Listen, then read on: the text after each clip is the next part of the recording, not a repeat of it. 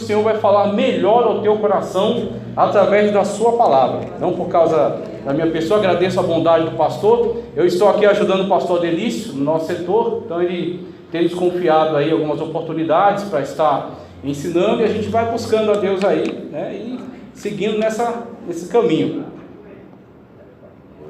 O Senhor vai tendo misericórdia de nós e vai nos usando.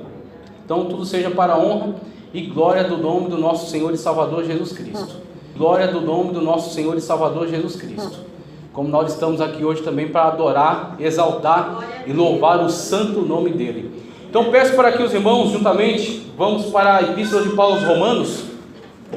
Epístola de Paulo aos Romanos, capítulo é o de número 10.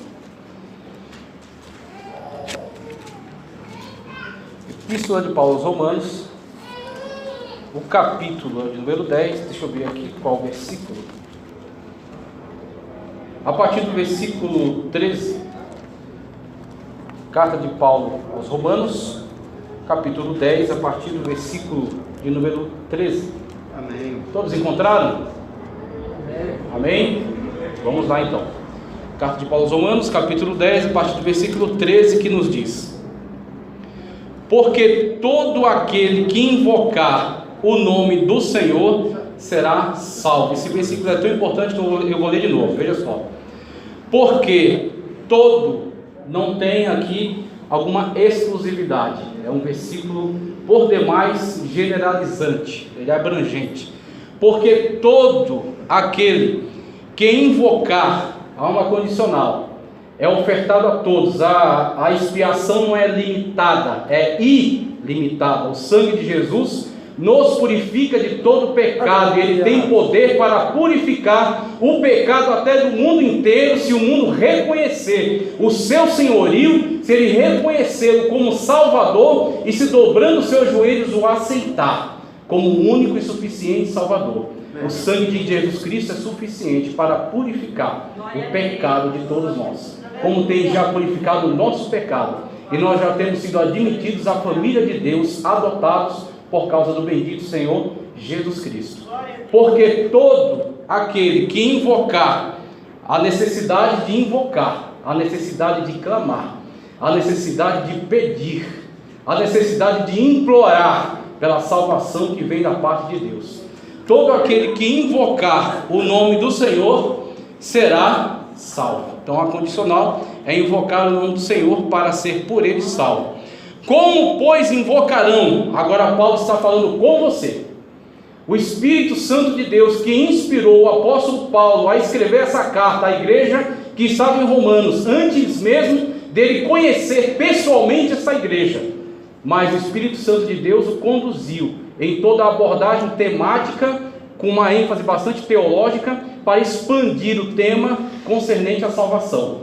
E o Espírito Santo de Deus conduziu todo o processo de produção desse texto e orientou Paulo a colocar essa provocação, que foi para os cristãos que estavam em Roma, e através dos séculos o Espírito Santo de Deus, que é onisciente, o Espírito Santo de Deus que é presciente, que é Deus, porque Deus é Pai, Filho e Espírito Santo, compondo um só Deus. Ele sabia acerca de mim e acerca de você.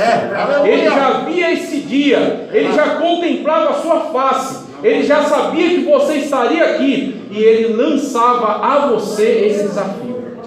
Ele trazia diante de você esse clamor, trazia diante de você essa convocação. Veja só o que ele nos diz: como, pois, invocarão aquele em quem não creram? É uma pergunta. Nós que podemos responder esta pergunta. Essa pergunta é direcionada a nós. Nós podemos dizer acerca disso: como, pois, crerão, como é dito aqui, como, pois, invocarão aquele em quem não creram? E aí prossegue: como crerão naquele de quem não ouviram? Como crerão naquele de quem não ouviram? Vamos ver, deixa eu ver aqui, isso, como crerão naquele de quem não ouviram? E como ouvirão se não há quem? E como ouvirão se não há quem pregue?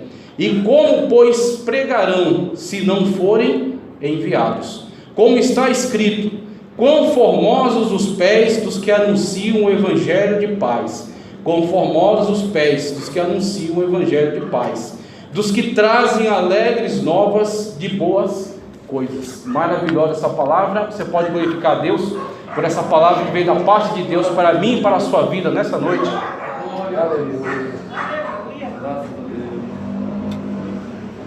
A palavra que vem da parte de Deus para nós, ela é edificação. Ela é águas purificadoras, como Cristo disse: vós já estáis limpos pela palavra que vos tenho falado.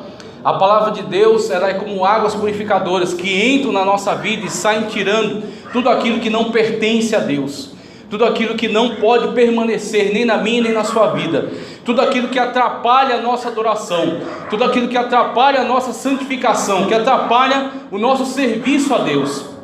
Então glorifique ao Senhor pela sua palavra, a palavra que o Senhor tem nos trazido nesta noite. E quando olhamos para ela, para esse texto bíblico tão importante, nós vamos aqui por parte, entendendo que o Espírito Santo de Deus está falando conosco, o que o Espírito Santo de Deus está nos comunicando. Então a primeira coisa que nós vemos aqui, e pela misericórdia de Deus, como falei, o pastor Delício tem nos dado a oportunidade de trabalhar junto com ele, de trazer alguns estudos, alguns ensinos, e pela graça de Deus eu tenho estado à frente de um trabalho de missiologia lá na Vila Madalena, a matéria de missiologia, e estudando esse material a gente começa também a ser despertado, a gente começa também a ser provocado pelo próprio estudo que estamos fazendo acerca desse material. Então o Espírito Santo de Deus vai utilizando de vários meios, de vários expedientes para nos despertar, para nos chamar a atenção, para nos trazer para o centro da vontade de Deus. Como nesta noite o Espírito Santo de Deus já tem usado louvores, já tem trazido mensagens importantes aqui nessa noite, leituras bíblicas que já foram feitas, orações que já foram aqui invocadas a Deus, clamadas, e nós temos ouvido já o Espírito Santo de Deus falando conosco. Aleluia! E aqui também através da sua palavra, quando o Senhor nos traz essa palavra, e relembrando também o que temos estudado, nós temos visto acerca de como o Espírito Santo de Deus prioriza, como de fato é um aspecto fundamental, é algo importante, é algo que não pode ser tratado por nós como um tema irrelevante, como um tema secundário. A questão do amor pelas almas, a questão do amor pelas vidas, porque João diz: como é que alguém pode dizer que ama a Deus a quem não viu, se não ama o irmão a quem vê?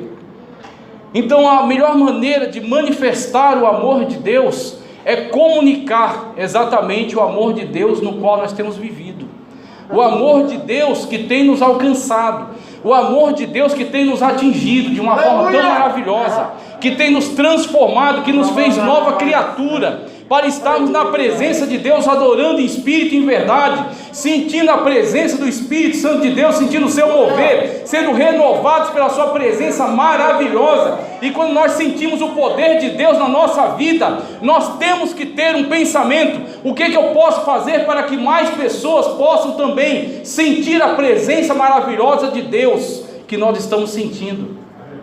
É verdade. Então o Espírito Santo de Deus tem me provocado, tem me despertado para essa necessidade, e Ele fez isso com certeza, sabendo de tudo aquilo que iria acontecer, e de que eu poderia trazer para a sua igreja também essa mesma chamada, trazer para a sua igreja também essa mesma responsabilidade que nós devemos assumir diante de Deus, como Paulo disse: porque pregar o Evangelho é minha obrigação, é meu imposto, por causa do grande privilégio com o qual ele foi alcançado, tendo sido salvo pela graça maravilhosa de Cristo Jesus, que perdoou todos os seus pecados e que o fez filho de Deus. Então ele diz: é-me imposta essa tarefa de pregar o Evangelho.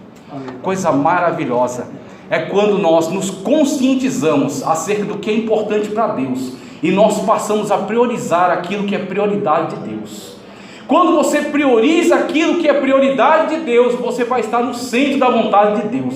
E quando você estiver no centro da vontade de Deus, a mão poderosa do Senhor vai agir através de você. Você será revestido do Espírito Santo de Deus. Você será capacitado, e o Senhor colocará as palavras dele na sua boca. Como o Senhor Jesus Cristo disse: não tenham medo, não temam. Quando estiverem diante dos reis, quando estiverem diante dos tribunais, porque no abrir da vossa boca é eu que vou capacitar, é eu que vou dar a palavra, mas desde que você esteja no centro da vontade de Deus.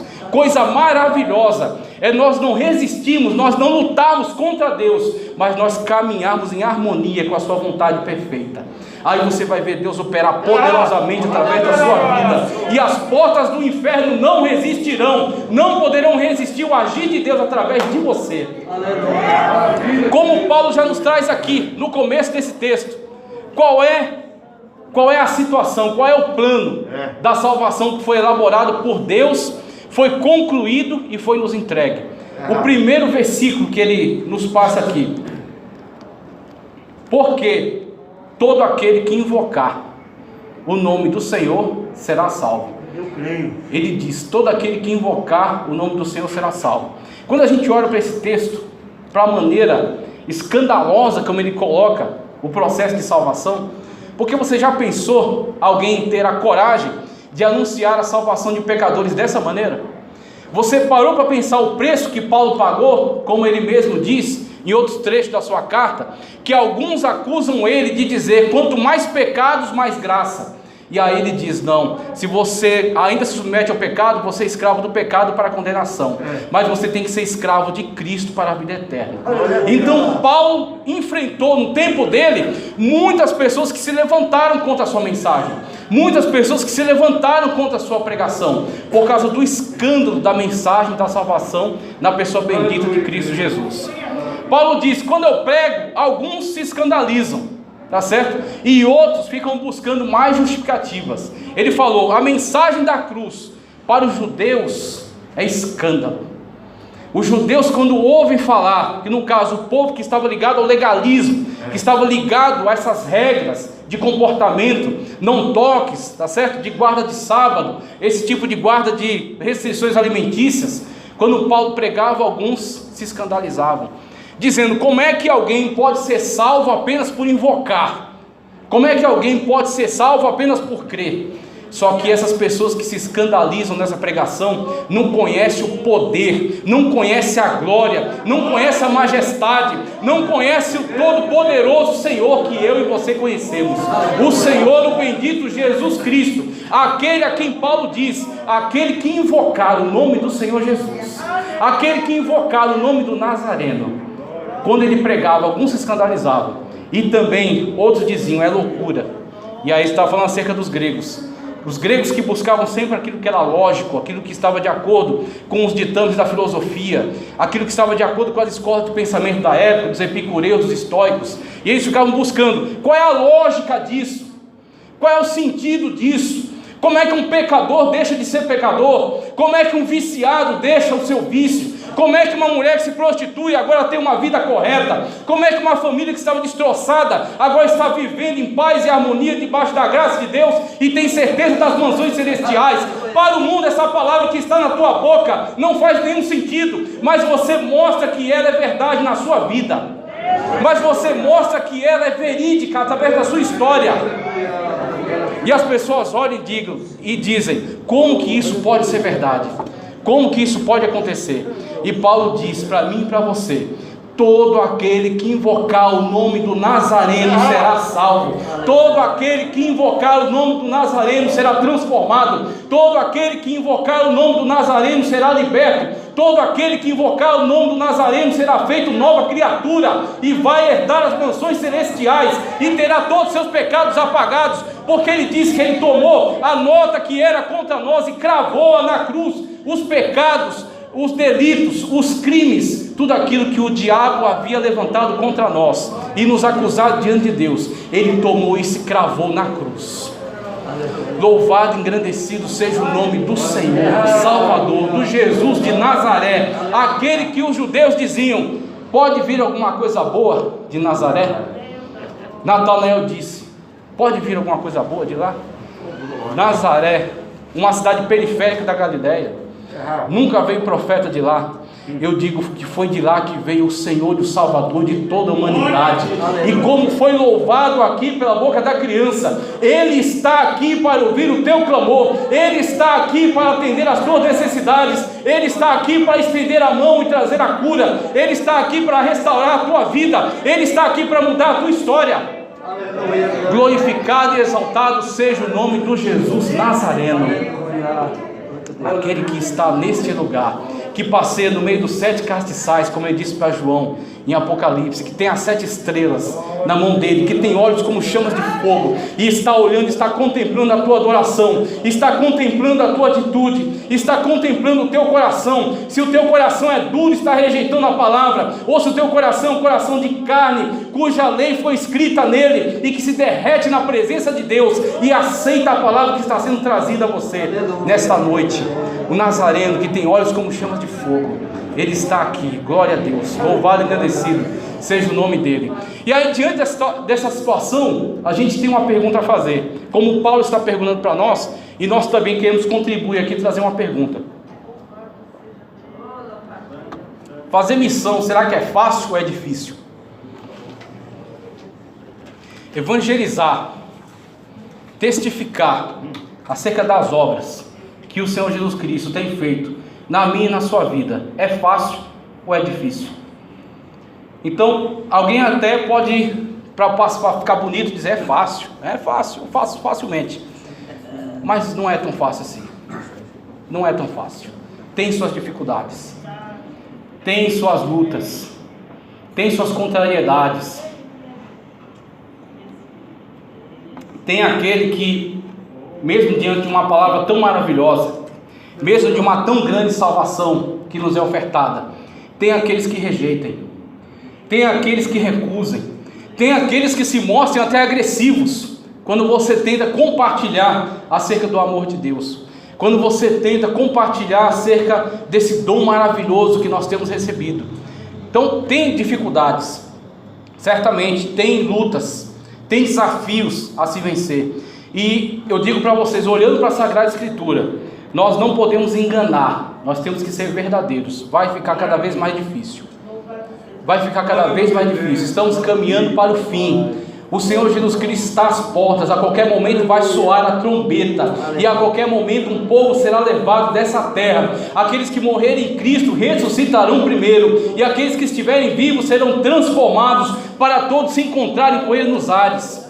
Estamos caminhando para esse momento decisivo, e como Cristo disse, no mundo tereis aflições. Quando Cristo diz no mundo tereis aflições, você não imagina o tamanho da palavra aflição, como ela é abrangente, como cabe tantas coisas dentro da palavra aflição.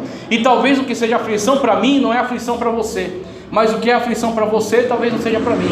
Então cada um tem uma cruz, e a cruz é do tamanho que você pode carregar. Cristo disse: quem quiser vir após mim, tome a cada dia a sua cruz e siga.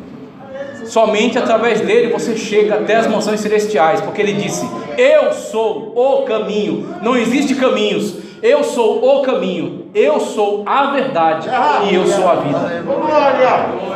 O Senhor Jesus Cristo, é só Ele que é o caminho para chegar até Deus. Ninguém vem ao Pai se não for por mim, como Ele disse. Então não existe outra opção, é tomar a sua cruz, que é do seu tamanho. Talvez eu não consiga carregar, mas Deus te capacitou, Deus te deu condições para carregar esta cruz até o fim, e chegar até as mansões celestiais, e trocar por uma coroa, e se assentar ao lado do Cordeiro, e ser servido na mesa do banquete, quando Ele vai dizer: vinde benditos do meu Pai, para as mansões que eu tenho vos preparado.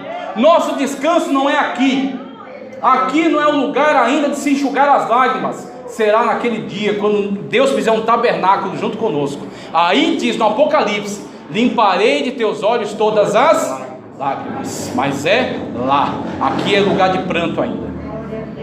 Evangelho de autoajuda não consegue dizer isso. Evangelho que está preocupado somente em arrancar a lã da ovelha, mas enganá-la, não tem condição de dizer isso. Mas essa é uma igreja que tem compromisso com a verdade na íntegra. Essa é uma igreja que prega a Bíblia inteira, que prega o Senhor Jesus Cristo inteiro. Nós temos compromisso com a verdade, e nós não podemos te enganar. No mundo tereis aflições. Mas coisa maravilhosa é que esse versículo não termina aí. O Senhor Jesus Cristo disse: no mundo tereis aflições, mas tem de bom ânimo. Tem de bom ânimo por quê? Tem de bom ânimo porque o governo vai melhorar? Não. Tem de bom ânimo porque a situação financeira vai estabilizar? Não. Tem de bom ânimo porque as pandemias vão acabar? Não. Tem de bom ânimo porque eu venci o mundo, eu já passei por essas aflições, eu já trilhei por esse caminho, eu já entreguei minha vida no madeiro, eu já ressuscitei e disse: todo poder foi me dado no céu e na terra, e é Ele que nos dá garantias. Tem de bom ânimo porque eu venci o mundo. No Senhor Jesus Cristo está a minha e a sua vitória. No Senhor Jesus Cristo está a minha e a sua vitória. É Ele que garante a nossa vitória. Evangelizar não é fácil, fazer missões não é fácil, é difícil, é um grande desafio, é uma grande dificuldade. Só que eu pergunto para você nessa noite: será que a sua salvação foi fácil? Louvado seja Deus. Será que a sua salvação foi fácil? Para você ser arrancado do charco de lama do pecado, para você ser tirado da situação em que você estava, para você ser trazido para se assentar em lugares celestiais, como Paulo diz, para você receber vestes brancas e ter os seus pecados perdoados, e você ter o seu nome escrito no livro da vida, e você ter garantido as mansões celestiais pelo selo do Espírito Santo que está em nós, que nos predestina a chegar às mansões celestiais. Foi fácil? Não foi. Não foi fácil. Deus pagou o preço por nós. Deus que pagou esse preço. Deus que pagou caro a minha e a sua salvação, como Pedro diz. Não foi com prata e nem foi com ouro, e nem foi com notas promissórias, nem foi com dólar, nem com euro. Não foi. Foi com o sangue precioso derramado na cruz do Calvário. Lá no Éden o homem caiu, estava num lugar perfeito. A humanidade estava representada ali em Adão e Eva, que tinham todas as benesses, todas as oportunidades, e foi-lhes dada uma ordem: não coma desta árvore, coma de todas as demais, não coma desta árvore. Mas mesmo assim, o homem e a mulher se deixaram levar pela sedução do maligno e tomaram do fruto que não deveriam tomar, tentando ser como Deus, conforme a promessa que foi dada. O Senhor não quer que você coma, porque no dia que você comer, seus olhos se abrirão e serão como Deus. E aí alguns olhos digam: mas isso é problema de Adão e Eva. Eu digo para você, toda vez que você faz a opção entre o pecado e você livremente desobedece a Deus, você faz semelhante a Adão e Eva que estavam no jardim. Nós também ofendemos a Deus com nossos pecados, nós também ofendemos a Deus com as nossos erros, nossas falhas. Mas maravilhoso é olharmos para Cristo e sabemos que no Senhor há perdão para todos os pecados. Saber que no sangue de Cristo há purificação para a nossa vida. Saber que nós somos restaurados quando nós nos arrependemos. Quando Cristo diz arrepender e deixar. Como Cristo diz: não façais mais tal coisa, para que maior não te sobrevenha, maior mal não te sobrevenha. Então nós olhamos para a situação da humanidade, a humanidade que caiu no Éden, depois a situação da humanidade que chega até no dilúvio, Deus olhando vê todos corrompidos, encontra somente Noé, e através de Noé e a sua família traz restauração. Aquela humanidade que se salvou através de Noé e da arca, depois vai cair de novo em Babel. Depois daquela situação, você vê Deus levantar Abraão, chamar Abraão, que andou por fé, e a sua fé foi imputada como justiça para ele. A partir de Abraão, os patriarcas, do patriarca Israel, de Israel caiu em escravidão no Egito, foi libertado por Deus. Através de Moisés veio a lei no Sinai. Deus fez um pacto com o povo, elegeu aquele povo para ser o seu povo, um povo sacerdotal, um povo que seria referência na terra. Só que Israel começa a deixar levar pelos pecados, começa a deixar levar pela idolatria, se deixar levar pelo culto dos deuses estranhos, até que Israel é colocado no cativeiro, é tirado do cativeiro, mas continua depois muitos pecados, como a gente vê em Ageu, a gente vê em Zacarias e em Malaquias. Por exemplo, roubando de Deus, não devolvendo a Deus aquilo que lhe era devido, não entregando os dízimos na casa do Senhor, até que Deus estabelece 400 anos de silêncio, que é as páginas entre o Antigo e o Novo Testamento. 400 anos sem Deus falar com o povo, trazendo algo pedagógico para o povo, ensinando o povo a respeitar a Deus, aquele que não leva Deus a sério, passa por um processo pedagógico de Deus também. Deus coloca no deserto, Deus coloca na maca, Deus coloca nas situações, não porque Deus esteja irado, mas porque Deus ama, e Deus, porque ama, quer trazer restauração. Como Israel passou por esse período, nós também passamos por um período de provação da parte de Deus.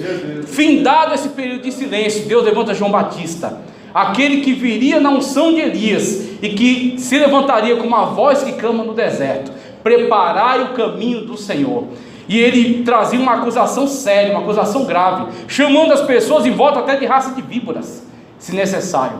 Uma pregação que de fato estava provocando, que estava afrontando aquelas pessoas que haviam se entregue, aqueles pecados haviam se afastado de Deus. Até que aquele que foi anunciado por João Batista, o Cordeiro de Deus que tira o pecado do mundo, o Cordeiro de Deus se manifestou, e João diz: eis aí o Cordeiro de Deus que tira o pecado do mundo, aquele cujas sandálias não sou digno de levar, aquele que vos batizará com o Espírito Santo e com fogo. Coisa maravilhosa. O Filho de Deus, como Paulo vai dizer também em Gálatas, na plenitude dos tempos. Maravilha, Deus, aleluia. Quando Deus preparou toda a história, quando Deus preparou toda a sociedade, quando Deus preparou todas as coisas e enviou seu próprio Filho, o Senhor pagou caro pela mim e pela sua salvação. Ele entregou o seu próprio Filho. Ele disse: eu dou. Abraão, quando foi chamado ao monte para sacrificar Isaque, Abraão estava ali representando como um ato profético. E Abraão subiu com Isaque, e Abraão colocou a lenha sobre Isaque. Isaque perguntou para Abraão: aqui está o cutelo, está a lenha, está o fogo, mas onde está o cordeiro? E Abraão responde: Deus proverá para si o cordeiro. Quando Abraão levanta o cutelo, Deus brada do céu: Abraão, não faças tal, porque eu sei que você crê, eu sei que você confia, eu sei que você está completamente comprometido com Deus, comigo. E aí Abraão é interrompido do seu ato sacrificial. Só que quando Cristo é enviado à terra, quando Cristo anda aqui no meio desses pecadores, o Filho de Deus, aquele que está sentado à destra do Pai, como Estevão verá mais tarde, aquele que tem toda a glória, conforme João disse no Evangelho, por meio de quem tudo foi feito, e sem ele nada que foi feito se fez, o Cordeiro de Deus, o Logos divino pré-encarnado, desceu até nós, andou naquelas terras empoeiradas da Palestina, comeu com pecadores, orou por tantas pessoas, libertou pecadores, curou enfermos, expulsou demônios, enfrentou tantos que desafiaram ele, saduceus, fariseus, escribas, situações de risco que ele passou, madrugadas que ele passou em oração, o mar da Galileia que ele atravessou em mar bravio, acalmando a tempestade, mandando o vento parar e o mar acalmar. O Senhor Jesus Cristo, que passou por todo esse trajeto, passou por todas essas situações, passou sede, passou fome, andou ao relento, passou por tantas dificuldades, e no final, no Getsemane, quando ele estava ali, no momento decisivo, no momento conclusivo de seu ministério, ele vai diante do Pai, ele pede para que os seus discípulos olhem junto com ele, e eles não conseguem, eles se entregam ao sono, porque estavam muito cansados, e o Senhor Jesus Cristo ali naquela solidão, o Senhor colocou um anjo do lado dele, para o apoiar naquele momento. Ele suava gotas de sangue, e ele orava, e ele dizia: Pai, passa de mim este cálice. Que cálice é esse, meu irmão? Que cálice é esse que fez o Senhor Jesus Cristo pedir ao Pai que fosse passado? O que tinha esse cálice? Qual era o conteúdo desse cálice, que era tão insuportável a pessoa bendita do nosso Senhor Jesus Cristo? Eu digo para você, é aquilo que eu creio, aquilo que eu entendo. Aquele cálice estava cheio do meu e do teu pecado, estava cheio desse pecado maligno que tem nos contaminado, que tem feito uma barreira entre nós e Deus. E o Senhor Jesus Cristo ia beber deste cálice por mim e por você. Ele ia trazer sobre si o pecado que não era dele, porque ele não tem pecados, ele nunca teve pecados, ele nasceu sem pecados, porque foi gerado pelo Espírito Santo no ventre de Maria. Ele andou sem pecados, ele não caiu em pecados, ele não caiu contra Deus, não cometeu nenhum pecado. Mas no Getsemane ele sabia que a partir daquele momento, na cruz do Calvário, os pecados daqueles que estavam junto dele, os pecados da próxima geração que viria, e os pecados da igreja que ele estava vendo, que se assentaria nessa noite, nesses bancos, para o adorar em espírito e em verdade, os pecados de todos nós estaria sobre ele. E quando ele foi pendurado na cruz, ele disse: Eli, Eli, lama sabachthani, Deus meu, por que me desamparaste? Jesus Cristo esteve só, com 2 cravos nas mãos, 2 cravos nos pés, depois uma lança atravessou o seu lado, seu corpo estava todo cortado de chicotadas, e ele já havia carregado um duro madeiro, pesado, ao longo das ruas de Jerusalém. Tantos que o cuspiam, tantos que os bofeteavam, tantos que o humilhavam, e tantos que diziam: desce da cruz. Só que Cristo, mesmo tendo todo o poder, mesmo podendo pôr um fim em tudo aquilo, ele disse: eu não vou descer, eu não vou desistir, eu não vou parar, eu vou até o fim. Por causa dele vale a pena ir até o fim, por causa dela vale a pena ir até o fim. Como Isaías já havia dito lá atrás, inspirado pelo Espírito Santo de Deus: ele olhará para o benefício do seu sacrifício e ficará satisfeito. O Senhor Jesus olhou para você e disse: por ele vale a pena. O Senhor Jesus olhou para ela e disse: por ela vale a pena. O Senhor Jesus olhou para hoje a condição na qual você está, sentindo a presença dele, adorando a ele, servindo a ele, louvando a ele, vivendo uma nova vida no Espírito, e ele disse: por ele vale a pena, eu vou até o fim, eu recebo o pecado dele em mim, mesmo que o Pai vire o rosto para mim, mas eu vou entregar a minha vida na cruz do Calvário. Ele disse: se possível, passa de mim este cálice, todavia não seja como eu quero, mas seja como tu. Deus fez a parte dele, Jesus fez a parte dele, o Espírito Santo de Deus que está aqui faz a parte dele, nos reveste de poder, nos dá as palavras certas, nos dá coragem. Só falta a nossa. Só falta a nossa. O Senhor fez a parte dele. Ele, quando deu um determinado momento, ele disse: está consumado. Quando tentaram colocar uma esponja com vinagre na boca dele, aquele conteúdo inebriante que ele rejeitou, ele disse: não, eu não quero passar entorpecido esse momento. Eu quero sentir todas as dores necessárias. Eu quero passar por todo o processo. Eu quero concluir o processo salvífico dele e dela na minha vida. E ele foi até o fim. E quando chegou no momento certo, ele disse: está consumado. O inferno caiu abaixo.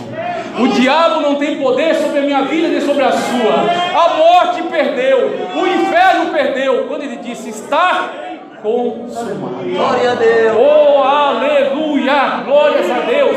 Você tem motivo para adorar, você tem motivo para exaltar, você tem motivo para glorificar, você tem motivo para abrir a sua boca e testificar acerca de quem é o Senhor Jesus Cristo, acerca do que Ele fez pela sua vida, acerca do preço que foi pago. Ele trouxe libertação para toda a humanidade. A obra está consumada, é isso que eu estou querendo dizer aqui com esse texto. Aquele que invocar o nome do Senhor será salvo, porque Ele consumou a obra em si mesmo. Você não tem que inventar a salvação pelo sábado, você não tem que inventar a salvação por qualquer outro subterfúgio, você não tem que crer num tal espírito de profecia, você não tem que crer em nenhum tipo de acréscimo. Está consumado, como Ele disse na cruz. Aquele que invocar o nome dele será salvo. Se você testificar do nome dele e alguém invocar o nome dele, será salvo. Mesmo que seja o último respiro. Aquele ladrão que se converteu na cruz, pregado do lado de Cristo, não entregou um dízimo, não se batizou, não participou de EBD, não teve condições de participar de nenhum culto, só que ele soube reconhecer quem é o seu Senhor. Ele disse para o outro que estava enchendo a paciência: eu e você somos pecadores, estamos aqui porque nós merecemos, mas esse que está aqui no meio, esse que está aqui no meio, nada fez. Senhor, lembra-te de mim. E ele tinha certeza, quando entrares no teu reino. Ele tinha certeza que ele entraria no reino. Ele disse: lembra-te de mim. Ao que o Senhor Jesus respondeu: que salvação maravilhosa que vem da parte de Cristo sobre a minha e sobre a sua vida. Nenhuma cadeia resiste, nenhuma corrente resiste, nenhum demônio resiste, nenhum vício resiste. Se o Filho do Homem nos libertar, verdadeiramente sereis livres. Hoje mesmo estarás comigo no paraíso, porque é Ele que garante a minha, a tua vitória, a minha, a tua salvação. Hoje mesmo estarás comigo no paraíso. Glória a Deus. E aí nós temos da parte de Paulo esse comunicado: aquele que invocar, é só você falar. A parte mais difícil já foi feita. Não é fácil evangelizar, não é fácil fazer missão, não é fácil. Não é fácil ser rejeitado.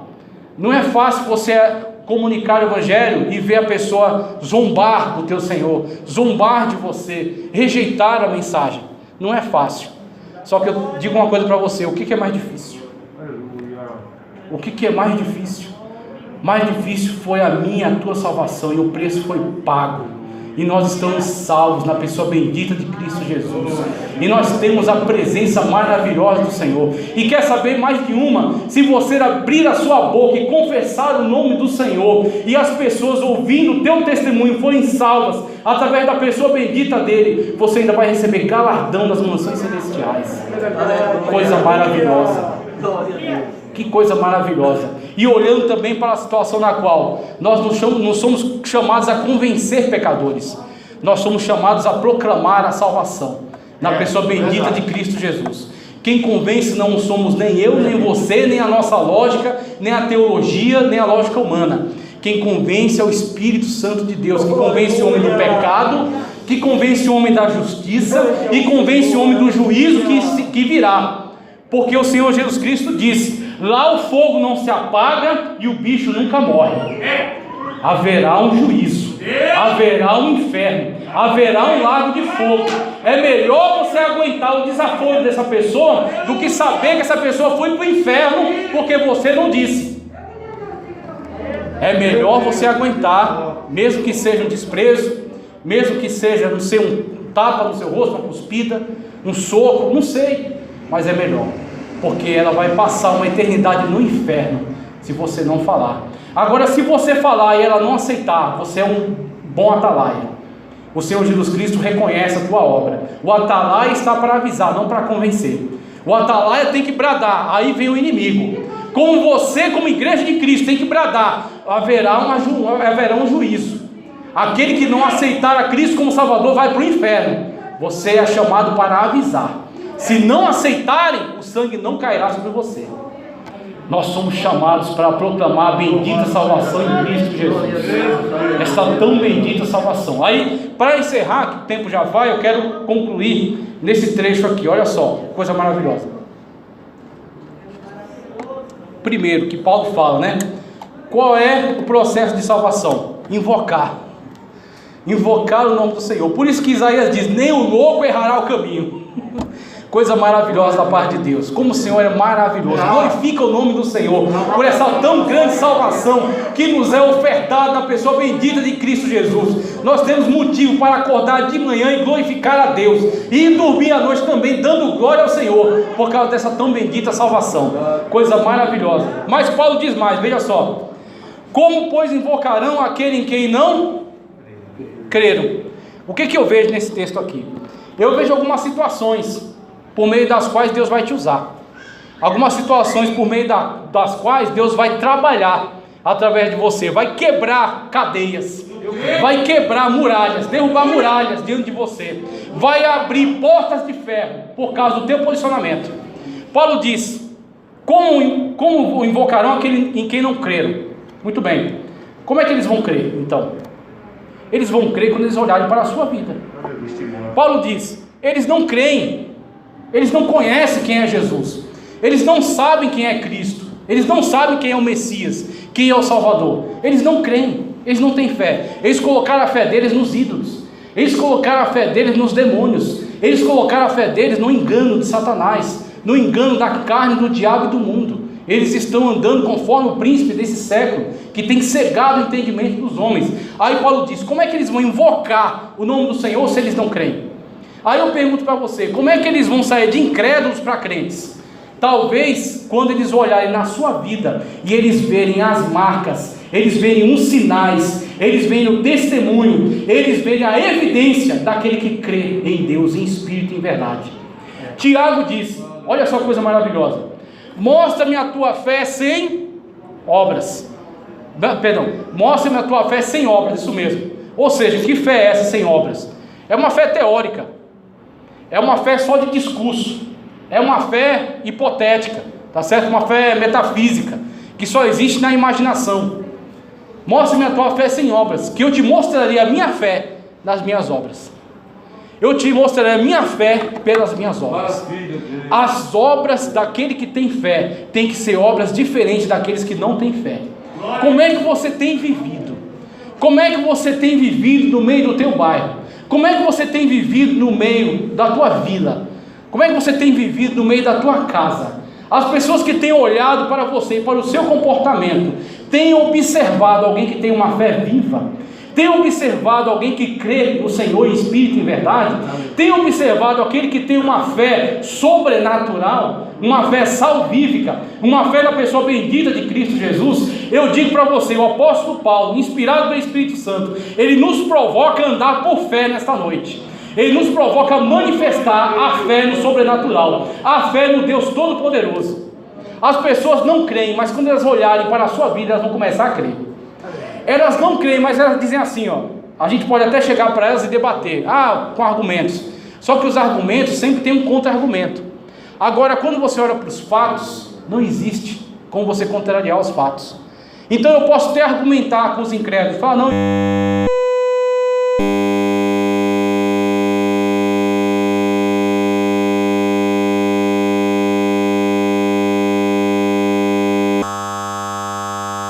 Deus fez na sua vida e vai dizer, tem alguma coisa diferente nela.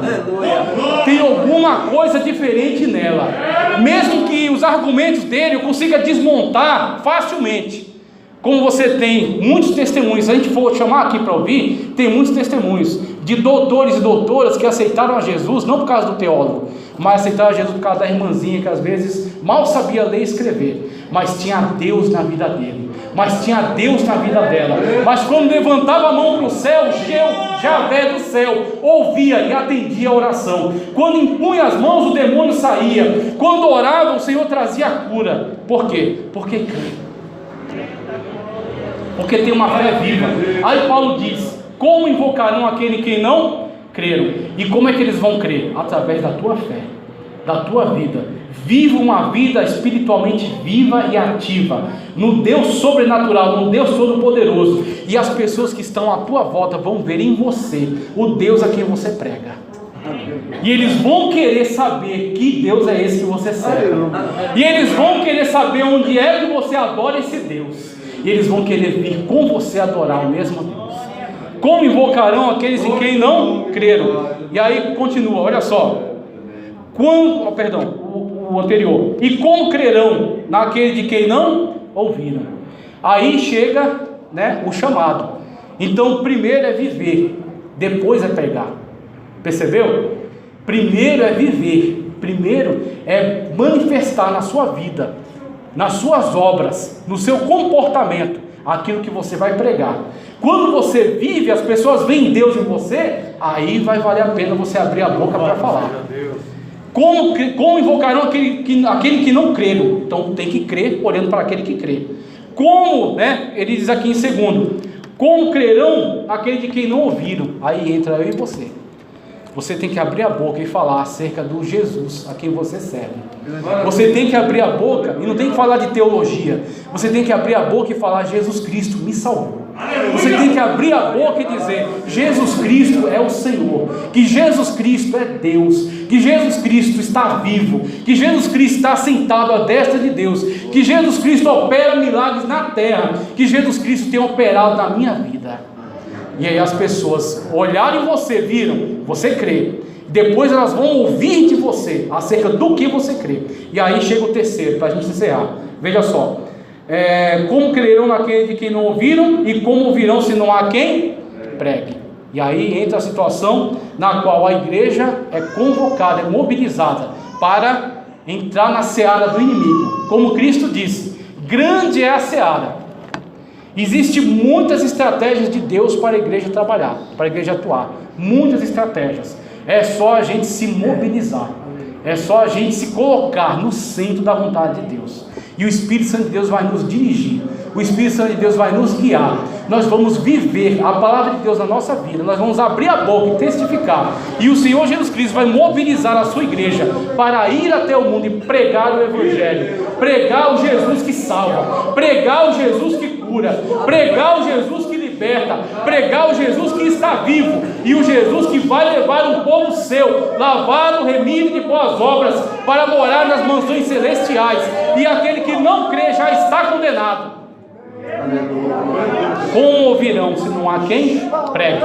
E aí, para encerrar, o último versículo que nos diz: e como pregarão, deixa eu trazer mais perto, não estou conseguindo ver, estou precisando de óculos. Veja só: e como pregarão se não forem enviados, como está escrito, conformados dos pés daquele que anuncia o evangelho de paz, dos que trazem alegres novas de boas coisas. Alegres novas de boas coisas. Vou convidar você para ir comigo em Mateus. Vamos Mateus. Mateus, aí eu fecho a Bíblia.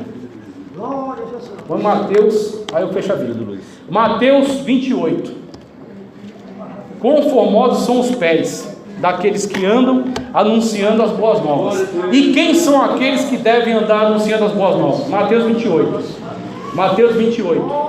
Capítulo 28, versículo 19, que diz: portanto, ide, fazei discípulos de todas as nações, batizando-os em nome do Pai, do Filho e do Espírito Santo, ensinando-os a guardar todas as coisas que eu vos tenho mandado, e eis que estou convosco. E eis que estou convosco. Até quando? A consumação dos séculos. Quando Jesus Cristo disse ide, ele disse ide os pastores, nem disse ide os presbíteros, nem disse ide os diáconos, ide somente os missionários que entregam sua vida para ir para um campo distante. Não, ele disse ide. Do mesmo jeito que ele disse todo aquele que invocar será salvo, ele também disse aqui ide. Ide é todos aqueles que foram salvos na pessoa bendita de Cristo Jesus. Ele diz para você, da maneira como você está, ide. Da maneira, aquilo que você tem de Deus para compartilhar, ide e compartilhai, porque é o Senhor que vai te usar, é o Senhor que vai falar através de você, é a mão de Deus que vai operar quando você estender sua mão para orar, é o Senhor que vai libertar as vidas quando você levar as boas novas de salvação, e é o Senhor que vai operar maravilhas através de você. E quando nós formos arrebatados, é Ele que vai nos galardoar na presença maravilhosa dEle. Eu agradeço essa rica oportunidade em nome do Senhor Jesus. Aleluia.